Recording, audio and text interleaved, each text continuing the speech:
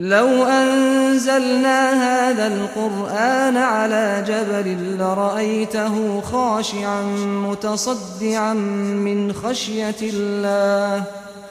وتلك الأمثال نضربها للناس لعلهم يتفكرون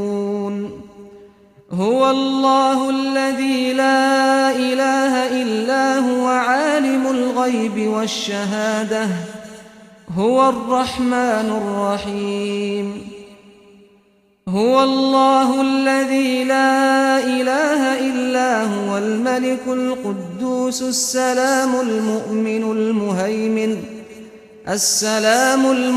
المؤمن العزيز الجبار المتكبر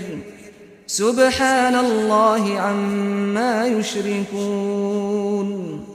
هو الله الخالق البارئ المصور له الأسماء الحسنى يسبح له ما في السماوات والأرض وهو العزيز الحكيم